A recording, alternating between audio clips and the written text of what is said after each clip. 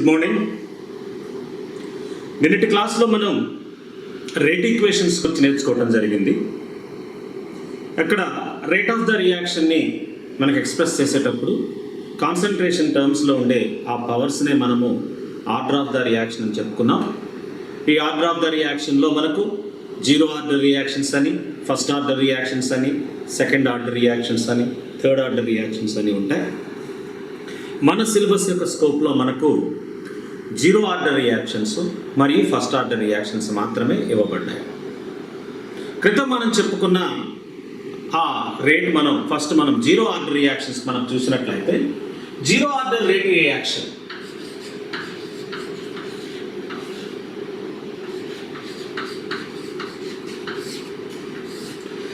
Zero order అంటే ఏ రియాక్షన్లోనైతే rate of the reaction independent of concentration ఉంటుందో అలాంటి రియాక్షన్స్ని జీరో ఆర్డర్ రియాక్షన్స్ అని అంటారు. అంటే చర్య యొక్క రేటు క్రియాజనకాల యొక్క గాఢత మీద ఆధారపడకుండా అది ఇండిపెండెంట్గా ఉన్నట్లయితే, అంటే క్రియాజనకాల యొక్క గాఢత పెంచినా తగ్గించినా రేటులో ఎలాంటి మార్పు లేని రసాయనిక చర్యలను జీరో ఆర్డర్ రియాక్షన్స్ అని అంటారు. జనరల్గా హెట్రోజినియస్ రియాక్షన్స్ జీరో ఆర్డర్గా ఉంటాయి. ఇవి చాలా అరుదుగా ఉంటూ ఉంటాయి ఈ రియాక్షన్స్ కూడా. ఈ ఎంజైమ్ క్యాటలైజ్డ్ రియాక్షన్స్లో కానీ, లేదా లైట్ క్యాటలైజ్డ్ రియాక్షన్స్లో కానీ, కొన్ని ప్లాటినైజ్డ్ క్యాటలైజ్డ్ రియాక్షన్స్లో కానీ ఈ జీరో ఆర్డర్ రియాక్షన్స్ అనేవి ఫాలో అవుతూ ఉంటాయి అన్నమాట. ఈ జీరో ఆర్డర్ రియాక్షన్స్లో మనము రేట్ ఈక్వేషన్ అని ఇంతకుముందే మనం రాసుకోవటం జరిగింది. For zero order reaction rate is equal to minus dx by dt, that is equal minus deconcentration of R by dt is equal to K into concentration of R గా మనం చెప్పుకోవటం జరిగింది. ఇక్కడ for zero order reaction ఈ power అనేది జీరోగా ఉంటుంది. First order అయితేనేమో 1 అని ఉంటుంది, సెకండ్ ఆర్డర్ అయితేనేమో 2 అని ఉంటుంది, థర్డ్ ఆర్డర్ అయితేనేమో 3 అండ్ సో ఆన్. ఇది ఫ్రాక్షన్గా కూడా ఉండవచ్చు. సో ఈ పవర్ జీరోగా ఉన్న రియాక్షన్స్నే, కాన్సన్ట్రేషన్ మీద పవర్ జీరోగా ఉన్న రియాక్షన్స్నే మనం జీరో ఆర్డర్ రియాక్షన్స్ అంటారు. ఈ ఎక్స్ప్రెషన్ని మనము డిఫరెన్షియల్ ఎక్స్ప్రెషన్ అంటారు, డిఫరెన్షియల్ రేట్ ఈక్వేషన్ అంటారు. ఈ రేట్ ఈక్వేషన్స్లో మనకు ప్రాక్టికల్గా ఈ ఎక్స్ప్రెషన్ అనేది ఈ ఫామ్లో ఉన్నప్పుడు ప్రాక్టికల్ యూసేజ్ కొంచెం తక్కువగా ఉంటుంది. ఎందుకంటే యావరేజ్ రేట్ అయితే మనం కనుక్కోవచ్చు, కానీ ఇన్స్టాంటేనియస్ రేట్ కనుక్కోవటం చాలా కష్టంగా ఉంటుంది. ఎందుకని మనం ఆల్రెడీ గ్రాఫ్లో చూపించుకున్నాం. ఇన్స్టాంటేనియస్ రేట్ అంటే ఒక గ్రాఫ్ ప్లాట్ చేసుకొని ఆ గ్రాఫ్లో ఎక్కడైతే మనకు ఏ టైంలో అయితే మనం కనుక్కోవాలనుకుంటున్నామో అక్కడ మనం ట్యాంజెంట్ కన్స్ట్రక్ట్ చేసి ఆ tan value opposite side by adjacent side అని, సపోజ్ ఇది ట్యాన్ థీటా వచ్చినట్లయితే opposite side by adjacent side వేసుకొని ఆ రకంగా మనము ఆ చేంజ్ ఆఫ్ కాన్సన్ట్రేషన్ని, అంటే ఇన్స్టంటేనియస్ ఆ రేట్ని అట్ ఇన్స్టంటేనియస్ అంటే ఏంటంటే చర్య ప్రారంభమైన తర్వాత 10వ నిమిషంలో రేట్ ఎంత, 11వ నిమిషంలో రేట్ ఎంత, 16వ నిమిషంలో దాని రేట్ ఎంత, 18వ నిమిషంలో దాని రేట్ ఎంత, లేదా 20వ నిమిషంలో దాని రేట్ ఎంత, అంటే ఖచ్చితంగా ఒక టైం చెప్పేసి ఆ సమయంలో దాని రేట్ ఎంత అని మనం అడిగితే దాన్ని ఇన్స్టాంటేనియస్ రేట్ అని అంటారు. మరి యావరేజ్ రేట్ అంటే ఏంటి? యావరేజ్ రేట్ అంటే ఏంటంటే మనము చర్య ప్రారంభమైన తర్వాత 10 నుంచి 15 నిమిషాల మధ్యలో రేట్ ఎంత ఉంది, లేదా 15 నుంచి 20 నిమిషాల మధ్యలో రేట్ ఎంత ఉంది, లేదా 20 నుంచి 25 నిమిషాల మధ్యలో ఎంత ఉంది, అలా చెప్పేదాన్ని మనం యావరేజ్ రేట్ అంటారు. కాబట్టి రేట్లో 2 రకాలు ఉన్నాయి. యావరేజ్ రేటు, దాన్ని సగటు రేటు అంటారు. ఇన్స్టాంటేనియస్ రేట్ ఆ క్షణంలో దాని రేటు. మనకు ఇన్స్టాంటేనియస్ రేట్ యొక్క అవసరమే ఎక్కువగా ఉంటుంది. కాబట్టి ఇన్స్టాంటేనియస్ రేట్ ఈజీగా కనుక్కోవాలి అంటే ఈ డిఫరెన్షియల్ ఈక్వేషన్ని ఇంటిగ్రేట్ చేసినప్పుడు మాత్రమే సాధ్యమవుతుంది. అప్పుడు మాత్రమే మనకు ఖచ్చితమైన విలువలు వస్తాయి. ఇంటిగ్రేషన్స్ ఇవన్నీ కూడా మీకు మ్యాథమెటిక్స్లో ఎంపీసీ స్టూడెంట్స్కి అయితే తెలుస్తాయి, కానీ బైపీసీ స్టూడెంట్స్ కొంచెం ఇబ్బందికరంగా ఉంటుంది. మీరు జస్ట్ వాటిని డైరెక్ట్గా ఆ ఎక్స్ప్రెషన్ని బై హార్ట్ చేస్తే చాలు. ఆ ఇంటిగ్రేషన్ ఏంటి, దాని గురించి మనకు అంత డీటెయిల్డ్గా మీరు వెళ్ళాల్సిన అవసరం లేదు. అది వచ్చేది కేవలము ఇక 1-2 ప్రదేశాల్లో మనకు వస్తుంటుంది. ఆ పాయింట్స్ ఆ ఈక్వేషన్స్ మీరు గుర్తుపెట్టుకుంటే సరిపోతుంది. బైపీసీ వాళ్ళు మీరు కంగారు పడాల్సిన పని లేదు. ఎంపీసీ వాళ్ళకైతే మీకు ఈజీగానే ఉంటుంది, అది పెద్ద ఇబ్బందికరంగా ఉండదు. ఎందుకంటే మీకు మ్యాథమెటిక్స్లో ఈ డిఫరెన్షియన్స్, ఇంటిగ్రేషన్స్, వాటి మధ్య ఉన్న సంబంధాలు మీకు తెలుస్తాయి కాబట్టి మ్యాథమెటిక్స్ వాళ్ళకి దీని గురించి ఎక్కువగా చెప్పాల్సిన అవసరం లేదు. బట్ బైపీసీ స్టూడెంట్స్ మాత్రం మీరు కంగారు పడకండి, ఇంటిగ్రేషన్ అంటే ఏమీ ఉండదు. ఆ expression first step last step మీరు గుర్తుపెట్టుకుంటే సరిపోతుంది, దాన్ని మెమరైజ్ చేస్తే సరిపోతుంది.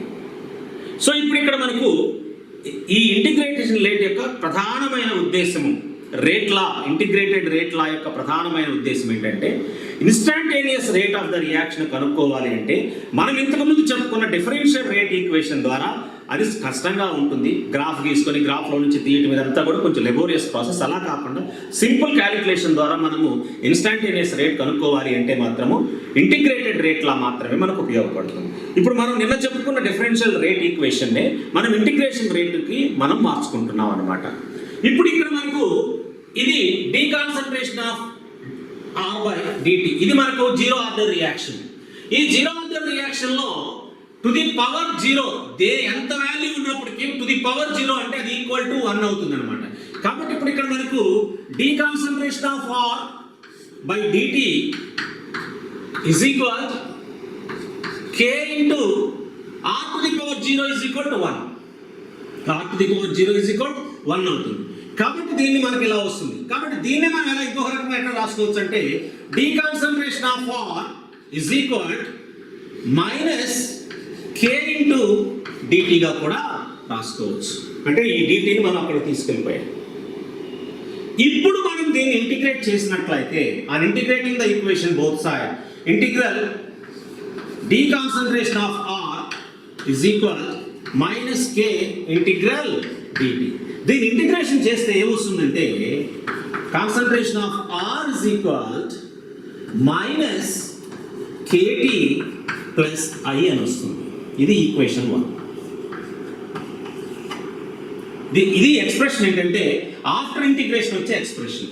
ఇక్కడ ఐ అనేది ఒక కాన్స్టెంట్. కొన్ని బుక్స్లో అది సి అని ఉంటుంది, కొన్ని బుక్స్లో ఇంకేదైనా లెటర్ ఉండొచ్చు. నోటేషన్ గురించి మీకు ప్రాబ్లం లేదు. I is known as integral constant. మరి దీని వాల్యూ ఏంటి? ఈ ఐ వాల్యూ మనకు తెలియాలి అంటే T0 వద్ద, అంటే ప్రారంభంలో కాలం అసలు రియాక్షన్ అట్లా స్టార్ట్ అవ్వకముందే, అంటే స్టార్ట్ అవ్వకముందు when T is equal to 0, concentration of reactant R is equal R0గా ఉంటుంది. కాబట్టి ఈ వాల్యూస్ని R దగ్గర R0ని, T దగ్గర 0ని మనం ప్రతిక్షేపిస్తే ఇప్పుడు ఈ ఈక్వేషన్ 1 ఏమవుతుందంటే concentration of R0 is equal, that is initial concentration of the reactant is equal to T is equal to 0 కాబట్టి this KT వాల్యూ 0 అవుతుంది, is equal to I అవుతుంది. అంటే ఇక్కడ I యొక్క విలువ, ఇంటిగ్రల్ కాన్స్టెంట్ యొక్క విలువ దాని ప్రారంభ గాఢతకు సమానంగా ఉంటుంది. ఇది ఈక్వేషన్ 2. ఇప్పుడు ఈ I is equal to R0 కాబట్టి ఈ వాల్యూని మనం ఇక్కడ ఈ ఈక్వేషన్ 1లో మనం సబ్స్టిట్యూట్ చేసినట్లయితే అప్పుడు ఏమవుతుంది? సబ్స్టిట్యూట్ చేస్తే ఏమవుతుంది? R0 is equal, R is equal minus KT plus R0. ఇక్కడ చూడండి, ఇక్కడ R is equal minus KT plus I ఉంది. కానీ I is equal ఇక్కడ మనకి ఎంత వచ్చింది? R0 వచ్చింది. కాబట్టి I వాల్యూ బదులు R0 మనం సబ్స్టిట్యూట్ చేసాము. దీన్ని ఇంకొక రకంగా ఎలా రాసుకోవచ్చు అంటే KT is equal R0 initial concentration minus R concentration of the reactant at time T, or K is equal R0 minus R by T. దీన్ని integrated rate equation for first order reaction, for zero order reaction అని అంటారు. Integrated rate equation for zero order reaction. కాబట్టి ఇది all zero order reactions will follow. అంటే ఇక్కడ ఏంటంటే మనకు different time ఇంటర్వెల్స్లో ఇనిషియల్ కాన్సన్ట్రేషన్ సేమే ఉంటుంది ఒక రియాక్షన్కి. ఆర్ అనేది concentration at time T. So 10 నిమిషాల దగ్గర రియాక్టెంట్ యొక్క కాన్సన్ట్రేషన్, 15 నిమిషాల దగ్గర రియాక్టెంట్ యొక్క కాన్సన్ట్రేషన్, సబ్స్టిట్యూట్ చేస్తూ పోతే ఈ కే వాల్యూ ఎప్పుడూ కాన్స్టెంట్గా వచ్చినట్లయితే దాన్ని జీరో ఆర్డర్ అంట. ఒకవేళ కే వాల్యూ డిఫరెంట్ టైం ఇంటర్వెల్స్లో డిఫరెంట్ కే వాల్యూలు వస్తూ ఉంటే అది జీరో ఆర్డర్ కాదు. మరి ఏ ఆర్డర్ అంటే మళ్ళా చెప్పలేము. జీరో ఆర్డర్ కాదు అని చెప్పగలం, కానీ అది ఏ ఆర్డర్ అని మాత్రం మనము చెప్పలేము. If the reaction is zero order reaction, different time ఇంటర్వెల్స్లో వచ్చే ఆర్ వాల్యూస్ని ఈ ఎక్స్ప్రెషన్స్లో మనం సబ్స్టిట్యూట్ చేస్తూ పోయినట్లయితే కే వాల్యూ ఎప్పుడూ కాన్స్టెంట్గా వచ్చినట్లయితే ఆ రియాక్షన్ని మనము జీరో ఆర్డర్ రియాక్షన్గా చెప్పుకుంటూ ఉంటాం. ఇప్పుడు ఇక్కడ వరకు ఈ ఎక్స్ప్రెషన్ ఉంది మనకి. ఇక్కడ ఏంటది? KT is equal R0 minus R. అలాగే దీన్ని మనము ఎలా రాసుకోవచ్చు అంటే R ఈజ్ ఈక్వల్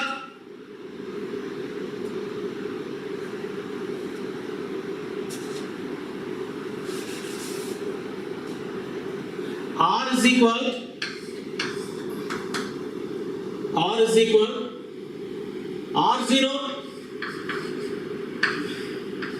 మైనస్ KTగా కూడా రాసుకోవచ్చు. ఇక్కడ వచ్చింది already R is equal R0 minus KT. ఇలా కూడా మనం రాసుకోవచ్చు. ఇప్పుడు ఈ ఆర్కి టీకి మధ్య ఈ రియాక్షన్ ఎలా ఉందంటే, ఎక్స్ప్రెషన్ ఎట్లా ఉంటుందంటే y is equal to mx plus c రూపంలో ఉంది. y is equal to mx plus c రూపంలో ఉంది. కాబట్టి ఈ ఎక్స్ప్రెషన్లో వచ్చే ఈ వాల్యూస్ని, ఆర్ వాల్యూని నెక్స్ట్ టీ అంటే డిఫరెంట్ టైంలో ఈ ఆర్ని మనం సబ్స్టిట్యూట్ చేస్తే ఇలా నెగిటివ్ స్లోప్ అనేది వస్తుంది. మనం డిఫరెంట్ టైం ఇంటర్వెల్స్లో మనం గ్రాఫ్ ప్లాట్ చేస్తే అది స్ట్రైట్ లైన్ వస్తుంది. ఈ స్ట్రైట్ లైన్ పైకి నువ్వు ఎక్స్టెండ్ చేసుకుంటూ పోతే ఇది ఇంటర్సెక్టింగ్ పాయింట్ వచ్చేసేసి ఇది R0 ఇనీషియల్ కాన్సన్ట్రేషన్ని తెలియజేస్తుంది. ఈ స్లోప్ వచ్చేసి మైనస్ కేని చెప్తుంది. ఇది గ్రాఫికల్గా ఈ integrated rate equation graphical form ఈ రూపంలో ఉంటుందన్నమాట. ఈ నెగిటివ్ స్లోప్ వచ్చేసి కే వాల్యూని తెలియజేస్తే ఈ ఇనీషియల్ కాన్సన్ట్రేషన్ కూడా దీంట్లో నుంచి మనం డిఫరెంట్ టైం ఇంటర్వెల్స్లో ఆర్ని మనకు తెలిస్తే ఆ చర్య అసలు ఏ కాన్సన్ట్రేషన్ దగ్గర ప్రారంభమైంది అనేది దీన్ని పైకి ఎక్స్టెండ్ చేస్తే ఆ ఇంటర్సెక్టింగ్ పాయింట్ ఇనీషియల్ కాన్సన్ట్రేషన్ మనకు తెలియజేస్తున్నారు. ఈ జీరో ఆర్డర్ రియాక్షన్స్లో మనం తీసుకున్నట్లయితే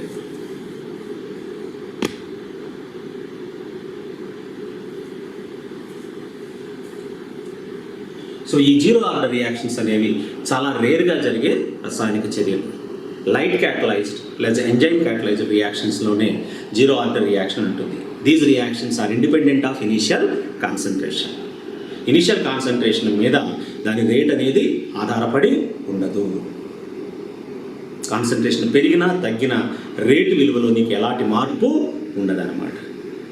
అలాంటి వాటిని మనం జీరో ఆర్డర్ రియాక్షన్స్ అని అంటాం.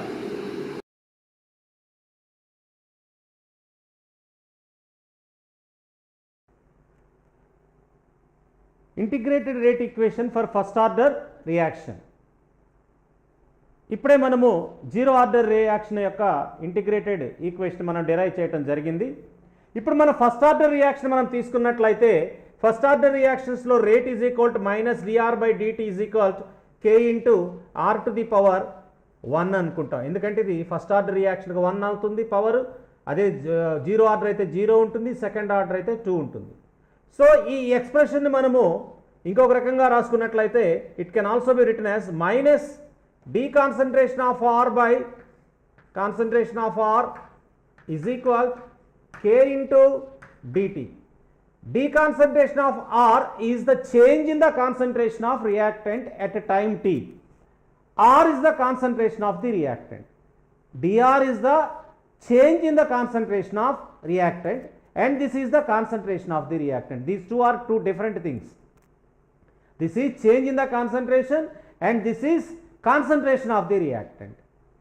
So on integrating this both sides, integral minus dr by r is equal to k into dt.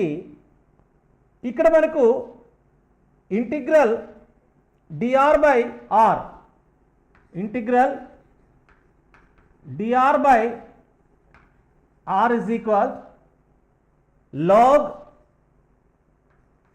Are అవుతుంది, గుర్తుపెట్టుకోండి. Integral dr by r is equal log r అవుతుంది. లాగ్ బేస్ ఈ ఆర్ అవుతుంది. లాగ్లో base ఈ base 10 అని రెండు ఉంటాయి కాబట్టి బేస్ ఈ ఆర్కి సమానం అవుతుంది అనమాట. కాబట్టి ఇక్కడ నెగిటివ్ వాల్యూ ఉంది కాబట్టి ఇక్కడ మనకు minus log base e R is equal kt plus I అవుతుంది. This is equation 1. ఇక్కడ ఐ అనేది ఇంటిగ్రల్ కాన్స్టెంట్ అంటారు దాన్ని. ఐ అనే దాన్ని ఇంటిగ్రల్ కాన్స్టెంట్ అంటారు. ఇప్పుడు ఇక్కడ మనకు ప్రారంభంలో t ఈజ్ ఈక్వల్ టు 0, అప్పుడు change in r is equal R0 అవుతుంది. Concentration of the reactant is R0. కాబట్టి ఈ వాల్యూస్ని ఈక్వేషన్ 1లో మనం సబ్స్టిట్యూట్ చేస్తే ఏమవుతుంది అంటే r is equal to R0 కాబట్టి minus log concentration of R0 is equal to I అవుతుంది. So integral constant value I is equal minus log ఆర్కి సమానం అవుతుంది. కాబట్టి ఈ వాల్యూని మనం ఈక్వేషన్ 1లో మళ్ళా సబ్స్టిట్యూట్ చేసుకున్నట్లయితే అప్పుడు ఏమవుతుంది? Minus log R is equal kt minus log R0 initial కాన్సన్ట్రేషన్కి సమానం అవుతుంది అనమాట. కాబట్టి దీన్నే ఇంకొక రకంగా ఎలా రాసుకోవచ్చు అన్నట్లయితే KT is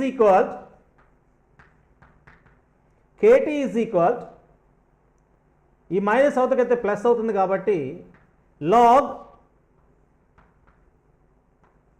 R0 by are అవుతుంది. లాగ్ R0 బై ఆర్ అవుతుంది. అంటే ఈ మైనస్ ఇటుకు వస్తే ప్లస్ అవుతుంది. ఇది మైనస్ ఉంది కాబట్టి అది డినామినేటర్కి అక్కడ వెళ్ళిపోతుంది. ఆర్ దీన్ని మనం ఎలా రాసుకోవచ్చు అంటే k is equal 1/t log R0 by R అనుకోవచ్చు. ఈ లాగ్ అనేది బేస్ ఈ, కానీ మనం ఉపయోగించే లాగరిథం టేబుల్స్లో బేస్ 10 వాల్యూస్ని ఎక్కువగా ఉపయోగిస్తాం కాబట్టి దీన్ని బేస్ 10గా మార్చేటప్పుడు 2.303 అనే కాన్స్టెంట్తో దీన్ని మనం మల్టిప్లై చేయాలి. కాబట్టి k is equal 2.303/t log base 10 R0 by R. దీనిని మనం integrated rate equation for first order reaction అని అంటాం. Integrated rate equation for first order reaction అంటే డిఫరెంట్ టైం ఇంటర్వెల్స్ వద్ద ఈ ఆర్ వాల్యూస్, ఆర్ అనేది ఏంటంటే remaining concentration of the reactant, R0 అనేది initial concentration, this is remaining concentration of the reactant at time t. కాబట్టి different time ఇంటర్వెల్స్లో different R values ఉంటాయి. ఈ R0 మాత్రం మారదు, ఇనీషియల్ కాన్సన్ట్రేషన్ మాత్రం మారదు, ఆర్ వాల్యూ మాత్రం టైంను బట్టి మారుతూ ఉంటుంది. కాబట్టి ఈ వాల్యూస్ని మనం డిఫరెంట్ టైం ఇంటర్వెల్స్లో సబ్స్టిట్యూట్ చేసుకుంటూ పోయినట్లయితే కే వాల్యూ కాన్స్టెంట్గా వస్తే అది ఫస్ట్ ఆర్డర్ రియాక్షన్ కిందకి వస్తుంది. కే వాల్యూ డిఫరెంట్ వాల్యూస్ వస్తే డిఫరెంట్ టైం ఇంటర్వెల్లో this is not first order. ఏ ఆర్డర్ అనేది చెప్పలేం, but we can decide that it is not first order reaction. కాబట్టి దీన్ని first order integrated rate equation అని అంటారు. ఇదే ఈక్వేషన్ని మనం ఇంకొక రకంగా కూడా రాసుకోవచ్చు. ఎలా రాసుకోవచ్చు? Kt by 2.303 is equal to log R0 by R అలాగైనా రాసుకోవచ్చు, లేదా log R is equal minus k by 2.303 into t plus log R0గా కూడా రాసుకోవచ్చు. ఈ రెండు రకాలుగా కూడా ఈ ఎక్స్ప్రెషన్ మనం మార్చి రాసుకోవచ్చు. కాబట్టి దాని ప్రకారం మనము గ్రాఫ్స్ ప్లాట్ చేసుకోవచ్చు. దేంతో capital R versus log R versus T అయినా ప్లాట్ చేసుకోవచ్చు, లేదు లాగ్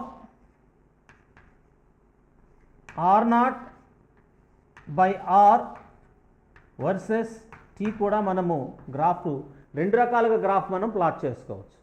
ఇప్పుడు ఈ గ్రాఫ్ మనం ప్లాట్ చేసుకున్నట్లయితే లాగ్ ఆర్కి టీకి మధ్య మనం గ్రాఫ్ ప్లాట్ చేస్తే ఆ గ్రాఫ్ అలా వస్తుంది. అక్కడ స్లోప్ అనేది మైనస్ కేటీ బై 2.303ని ఇస్తుంది. ఇక్కడ ఇది వస్తుంది. దిస్ ఇస్ అలా కాకుండా R0 బై ఆర్కి మనం గ్రాఫ్ ప్లాట్ చేసామనుకోండి, log R0 by R versus T మనం ప్లాట్ చేసుకుంటే అంటే పాజిటివ్ స్లోప్ వస్తుంది.